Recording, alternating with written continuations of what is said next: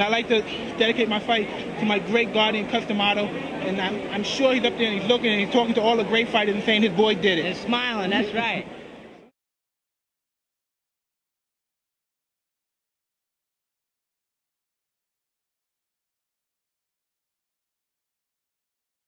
Customato, trainer and manager extraordinary, who stands in the same relation to boxing as Newt Rockne does to football.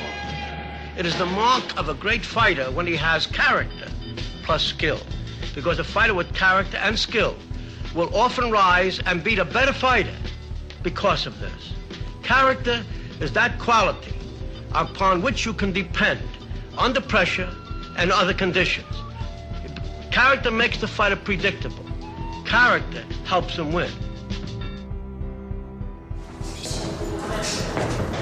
No, fight back and forth like this. Okay. I'm not a creator. What I do is discover and uncover. See, my job is to take the spark and fan it. When it starts to become a little flame, I feed it. And I feed the fire until it becomes a roaring blaze. And then when it becomes a roaring blaze, I pour huge logs on. And then you really got a fire going. That's what I do with these boys. See, that's what I try to do. Outside of my right hand. See, I have a different method than most people. See, I don't try to teach immediately. I try to talk to them, make them receptive to what I'm going to say, because unless I have their attention, my words will bounce off them like water off a window pane. So I had to first talk and talk and talk and get friendly and try to get his confidence. And in time, I felt that whatever I would say would have more effect. And of course, always aided by his great interest in boxing, because when a person's interested in something, they're willing to tolerate, any kind of problems that may come up, or obstacles. Trying to find out what kind of a person he is. And I know that a person, for example, we are today a sum total of what we've been. Every act and every deed we've had makes us what we are today, good or bad, So in his case, and other cases, what I do is talk and try to find out how many layers I have to peel off of them, of experiences, detrimental and otherwise, till I get down to the man himself, and then expose that so not only I see it, but he can see it. And when that happens, the progress begins from that point on, more rapidly. Because mostly it's not my skills, it's just him speaking to me on different occasions about what it's going to take to be a champion, not physically, training and all that. That's just to prepare you, to make your body become hard and ready.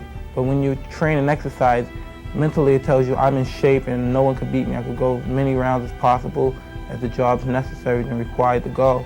But other than that, it's just the mental aspect is when he talked to me and developed strong character, and that's the main aspect in the whole game, that develops strong character, because some fighters are not great fighters, they put on great performances and you look at them and you say, wow, he's an outstanding fighter, look at him. But then when he comes up against a person that has good character, it's a different thing. You say, wow, how did this guy beat him? It's unbelievable, just because the other person is more of a man and has more character than the person who's just good talent, a lot of performance. Well, Cuss has helped me in aspects and believing in myself.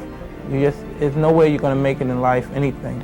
Being a carpenter, being a marble collector, you have to believe in yourself. And most likely, a lot of people became famous and believed in themselves, and then mostly it was false belief. It wasn't really true. It was just the idea that they believed in themselves. And now I believe in myself, and everything I believe in myself is true because I know I'm the best and everybody else knows too.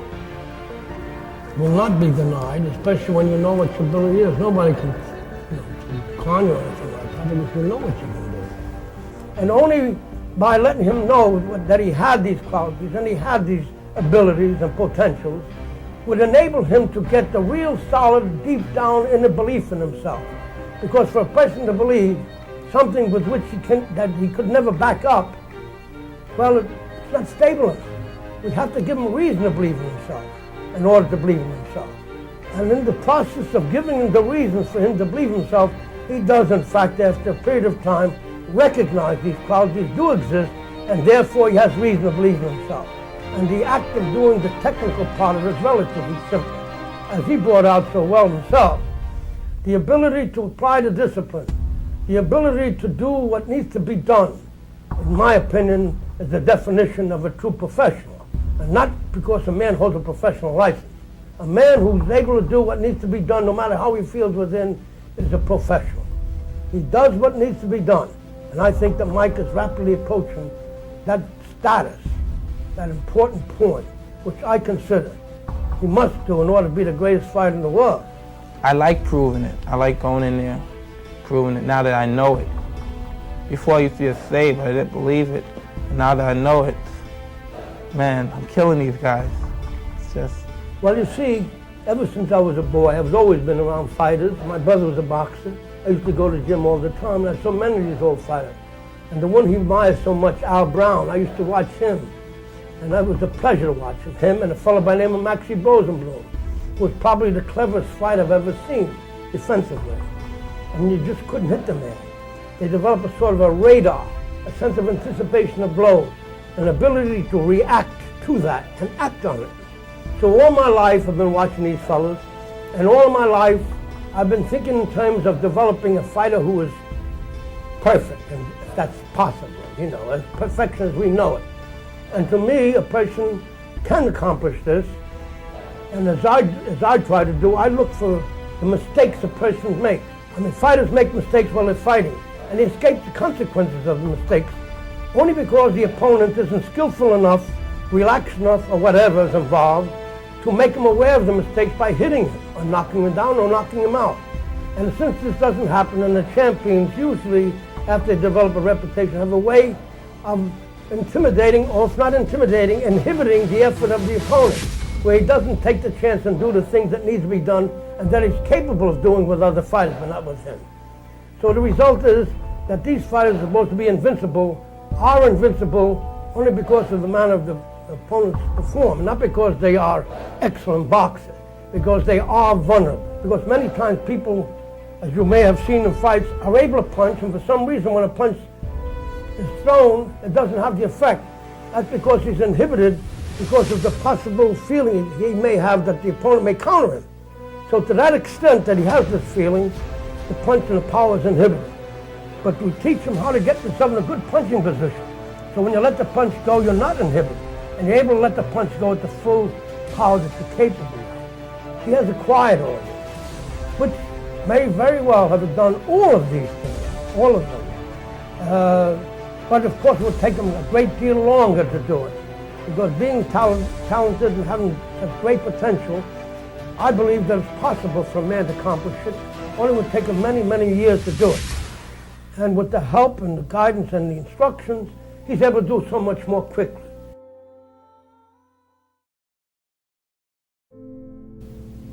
When I grew up, I wasn't a bad kid, but I was mixed up. I was just troublesome. You used to do bad things, True. But you weren't a bad kid. That's true. Like I said, when I was growing up, I wasn't a bad kid. Like I did things by myself, but I did it because I thought that was all right. Where I come from, nobody tells you that's not a good thing to do. Don't do that. No one never told me that was a bad thing to do. They just say, well, you're going to go to jail for the rest of your life or somebody's going to kill you, but they never said that was a bad thing to do. The people that say that I'm a bad kid, they never experienced things that I experienced. They lived in it's two different worlds. They couldn't understand. They're yet to steal a loaf of bread. And they say, why is this kid doing it? They just can't understand. And where I come from, we were never well off financially. Well, I felt he had these qualities, but more importantly, I feel that all boys growing up in the environment that he did would require help, patience, and perhaps understanding. Because I tried to make him feel, and I hope I did, that I understand this kind of life. I grew up in a tough neighborhood myself. And that all of this could be left behind him if he chose, to become more interested in boxing and help him meet the problems that we'd have to meet and develop the discipline necessary to do this, all of which was pretty foreign to him at that stage. But I depended greatly on how much interest he would have in boxing, thinking that I would use that as a yardstick, because if he was able to successfully adjust and make this transition, I would know really how dedicated he was and how badly he wanted to be a fighter. Well, I wouldn't say he was bad, because basically he had some wonderful qualities. I'm not just saying because he's here. He had some excellent qualities. But then he had the environment in which he grew up with. And this environment, of course, he made adjustments too. And it was difficult now to go in an entirely and completely different environment. And I knew it was going to be a problem in doing this. But I knew that if he persisted, it would happen. And it did, and it has. It's what you make it. You can get distracted. There's a lot of things out there that can distract you, but it's up to yourself to say, well, I'm not going to do that. I'm going to just leave myself in this isolation situation for a long period of time until it's necessary. The progress he's made has been remarkable in many ways because of the fact that he has, because of the interest mostly, has been able to show the type of improvement that reminded me so much of Patterson, who when he was young, about the same age, showed the same type of interest and the same type of motivation and drive, which usually predicts a good fighter. You know. And he, of course, showed a very unusual interest in boxing, inasmuch as he began to read all of the books, boxing books I have here, all the ring magazines going all the way back. I think that all because of the fact he had such a tremendous interest in, I think, a real dedication and motivation to become a boxer. And because of this reason, he continued and continues to read all of these things pertaining to boxing and the former great fighters who he admires greatly, having seen them in moving pictures. I watch all the old-time fight films because that's where it starts. I don't only watch old-time films, I watch all the greatest fighters that ever lived, because that's what I have upstairs. I have all the greatest fighters that ever lived from the period of the beginning of the century to 1965. And they're all the greatest fighters: Ike Williams, Johnny Kelbang, Panama Al Brown. It's all the greatest fighters that ever lived. Henry Armstrong. Just watching the one them. and only. I get a kick out of just watching these guys fight, because you can't imagine from the turn of the century seeing a fight ahead of his time. It's just like watching, watching a fight, one of our great fighters nowadays back then. And it looks so much, because the great fighters nowadays, for some reason, it's hard for a fighter to develop character and strong discipline. I don't know why. Probably because of the fast times, the 80s, everybody like going out partying and everything. But back then, you watch a character and a great fighter doing his job, and it's just amazing. Most things that happened that we laugh at today have happened. There's very few new things in this world, very few. That's why people are young. If they're smart, they try to profit by the experience of an older guy, so you won't have to go through all the pain and suffering. But a certain amount of pain and suffering is good because it makes a person think they learn. And you watch these guys and they do moves that you wouldn't believe, and you see why all these old coaches, where they get their strategy from watching the old fighters back in their days. See, before he started, when I evaluated his tremendous interest in boxing, I told him first what it required to be a champion. I explained all the different things that he has to be in order to be a champion. And then I made him, at least I knew as a result of that, he would think and relate that to what he's been and how he had to adjust to becoming a champion if that's what he wanted to be. And all adjustments he would have to make, which is what he did. Basically, that was the idea. Let him know what it takes to be a champion, and then being aware of it, being intelligent, and having the qualities that could become a champion, he then decided to make the adjustments slowly but surely. Nevertheless, he's managed to do this. And also, the fact that these great fighters of the past, who he admires so much, and I tell them that there's no reason why he can't be even greater than those people. Because if his interest allows, and his will and ambition and his dedication is great, this is very possible. Because no one knows what perfection is until he achieves it. And from that time on, perfection is no longer perfection. You now could see beyond what we accept as perfection and be able to recognize a greater performance, a greater talent. Because I don't believe in perfection at all as such, as a continuing factor. It's a relative point where a person, once he reaches it, he then is able to see further ahead than he was able to see before he reached that point. And then he If he has the drive, he becomes what he wants to become because he now he sees the possibility of doing it.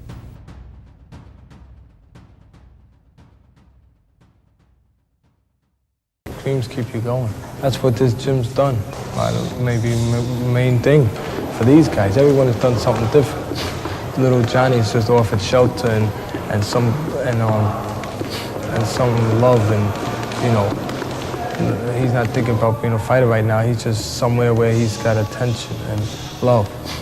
For the other guys, it offers dreams where they can all dream, and they're all even when they come in this door. That keeps them going. It gives them something to shoot at. You know, there's a saying, happy those who dream dreams but are willing to pay the price to make the dreams come true. That's why I tell the kids, you dream, you get a picture of what you want, and that keeps you going. Then you got to go work and make it happen. Well, really, I don't call it dreams. That's when you're first starting off. That's just the image. You have the dream to push the motivation. At this particular moment, I just set my mind on just the fighting. I never think of where I'm going now. 10 years from now, people say, well, I just want to be alive 10 years from now. But other than that, I want to just keep fighting because my future is very well. I see a very bright future. And besides everybody else saying, wow, you're $1 million fighter and all this, I know what I am, and that's what counts more than everything because the people don't really know what I go through. I listen to it, but they really don't know what I go through because I just want to be polite. And it's like before, like I said, I would just get very rude with somebody if they said something I didn't agree with. But they don't understand what I go with. They think I'm born this way. They don't know what it took to get this way. Like the training, not the hard training. The boxing's the easy part. When you get in there and fight in the ring, it's easy. That's the vacation. Because when you're here and you have to train, you have to do things over and over till you're sore. Until sometimes, deep in your mind, you say, God, I don't want to do this no more. Then you just push and say, what are you doing this for? You're not doing this because it's something you have to do. You're doing it because it should be fun to you.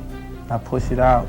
Every time you get someone to spar with, even though at that point the fellow may be better, even during the course of the fight, he rises to the occasion and becomes superior to the boxer. This, of course, is a very important quality and one that people with experience recognize as latent potential. The fact he's able to do it, even may do it in a crude manner, and not be able to perhaps have the smoothness. But the quality of a future champion was always there, and I recognized it. To the movements that you're going to be required to do during the course of a fight, so that the body is making these adjustments even when your opponent doesn't make it necessary. So by doing this and acquiring this and getting it down perfectly, and it's unfortunate at this moment that you can't give a demonstration of it, but you would realize how remarkably coordinated he is. He does it with lightning speed. He can strike a blow, and that split second it takes to be at your side. And almost to the complete surprise of his opponent. For two things, not because he has tremendous speed, but he also, and the coordination, but he has an almost, I would say, an intuitive sense of timing, an intuitive sense of anticipation, which usually comes after at least 10 years of professional fighting, usually. Because in the old days, they used to fight very often and box every single day, so that whatever qualities you had would be developed, so that not only the people around you, but you became aware of them as well, because most of these qualities are latent. He is what he is. Yeah, of course. The main thing is he was able to survive and succeed. Sometimes these particular things that tend to inhibit other people act as an incentive, and a guy generates greater desire to succeed when they have this kind of a thing, Fight, as you know, though I didn't see it, but Kevin explained it to me in detail. And the thing that I was most happy about was the fact when he went down, a punch and a half slip. When you got up, went right after that guy. And one of the most important things that old-time fight people would look for is how a man reacts to being knocked down. And of course, you reacted well because you I just wanted to kill it. When he tried to intimidate me, I don't allow people to intimidate me. For no other reason than to set an example for my boxers. If they're there, I let nobody intimidate me. I'm willing to take the consequence. Because you can teach better by setting examples than we do by explaining and talking about it. Well, first, as I said, I never teach until I've spoken to the fighter.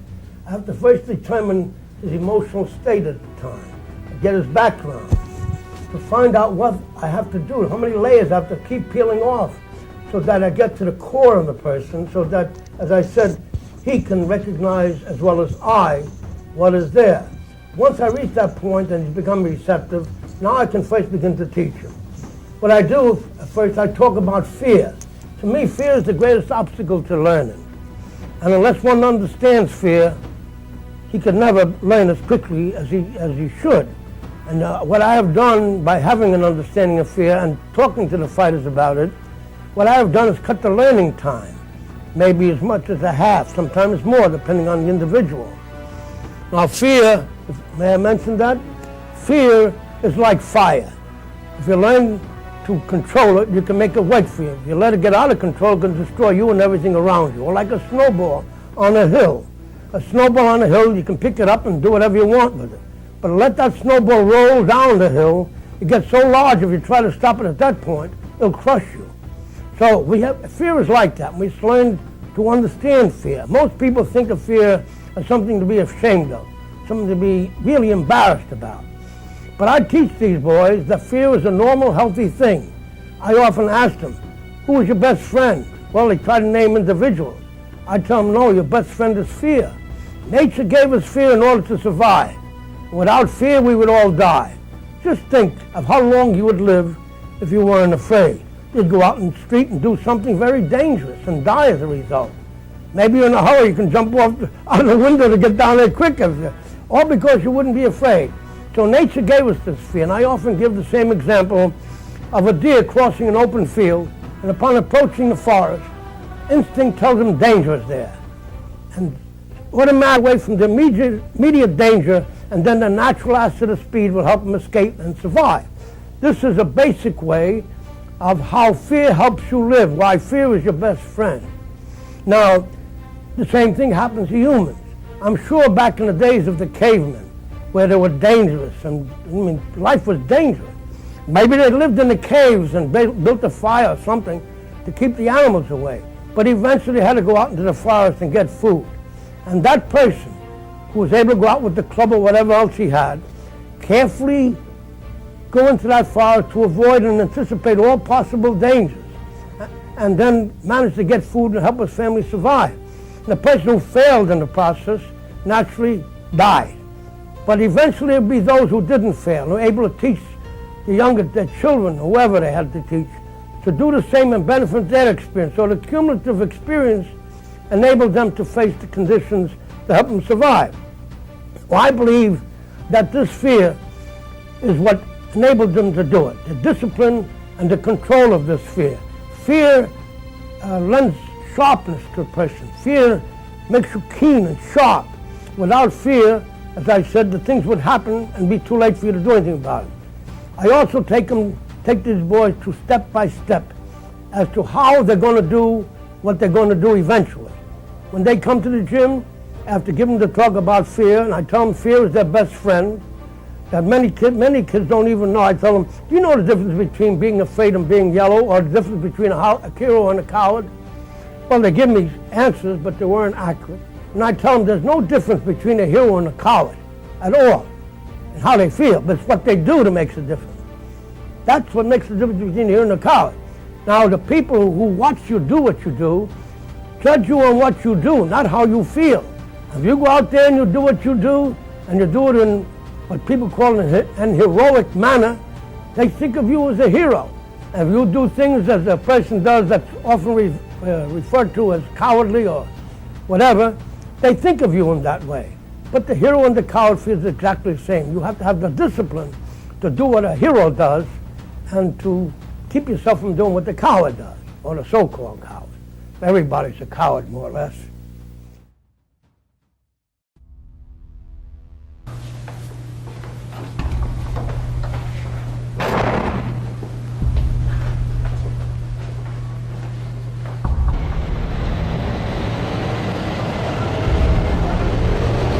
The hardest part of boxing, you guys. The hardest part is the weight, right? Isn't that the hardest part? once you get in there and you box, it's not as hard as the waiting, because when you wait, you start thinking about things. You know what I mean? You're saying I'm gonna get beat up. No, you don't say that. You have to have confidence, say I'm gonna win. But still, your mind starts to think of things, you know. But you just gotta be, you know, just have enough discipline to just go through it. Be a man. Loosened up your shoulder good? Yeah. All right, feels looser? And you can start to loosen up a little faster. You can start to shadow box a little, especially when you feel the tension mount. Motion relieves tension.